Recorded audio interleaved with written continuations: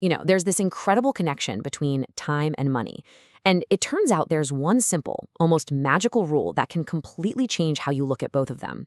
It's a little mental math trick that once you learn it, I promise you'll start seeing it everywhere. Okay, let's dive right in. All right, let me paint a picture for you. Imagine you're planning a wedding. We all know how expensive that can be, right? But what if a single choice you make about that wedding could become a life-changing gift for your child, say 30 years down the line? A gift worth, get this, nearly 5 crores? I know it sounds nuts, but it's totally possible. So here's the deal. Let's say the wedding budget is 25 lakh rupees, but instead you decide to have a simpler but just as beautiful ceremony for 10 lakh rupees. You take that difference, that 15 lakh rupees you just saved, and you invest it. And here's the key. You don't touch it for 30 years. That's the whole plan. Simple. So how do we get from 15 lakh to a fortune? Well, the secret is this amazing little thing called the Rule of 72. And this isn't some complicated formula you need a finance degree for. It's a quick calculation you can literally do in your head, and it's incredibly powerful. And the rule itself? It's so simple. Seriously. You just take the number 72 and you divide it by whatever interest rate you expect to earn each year. The answer you get is the number of years it's going to take for your money to double. That's it. All right, let's put this rule to the test with our wedding gift. We've got our 15 lakh rupees investment. Now let's assume a pretty standard 12% annual return, which is, a reasonable expectation for long-term equity mutual funds. So we take 72, divide it by 12, and we get 6. That means our money is set to double every 6 years. So over our 30-year time frame, our money gets to double a whopping 5 times. Okay, so watch what happens. This is where the magic really starts. That initial 15 lakh rupee becomes 30 lakh rupee in just 6 years. Wait another 6 years and boom, it's 60 lakh rupee. Then it just snowballs to 1.2 crore, then 2.4 crore, and finally by year 30, it hits an absolutely incredible 4.8 crore. That's not just growth, my friends. That is the explosive power of compounding in action. And look, this isn't just some neat party trick for wedding scenarios. The Rule of 72 shows us something much bigger, that time itself might just be the most powerful financial tool we have. Let's see how this plays out not just over a lifetime, but even across centuries. Just think about this for a second. Let's say a 25-year-old invests just 1 lakh rupees. That's it, one time. At that same 12% return, it's going to double every 6 years. By the time they're 31, it's 2 lakh. By 43, it's 8 lakh. And by the time they hit 61, ready to think about retirement, that single lonely lakh has quietly grown itself into 64 lakh. And the crazy part? They did nothing. After that first investment, you just let it ride. Time does all the heavy lifting for you. Okay, if you want to see just how mind-bendingly powerful this is, let's take a trip back in history. We've all heard the story, right? Manhattan Island was sold by Native Americans for what amounted to about $24. It's always called one of the worst deals in history. But was it really? So let's run the numbers using our trusty Rule of 72. What if that $24 had been invested and earned a pretty reasonable 8% a year? Well, the money would double every 9 years.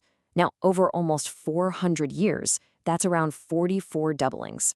The final value is, well, it's just staggering. We're talking about roughly $400 trillion. That's more money than exists in the entire world today. Mind blown. But, and this is a huge but, this whole compounding thing, it's a double-edged sword. It's a force of nature. And it honestly doesn't care if it's working for you or if it's working against you.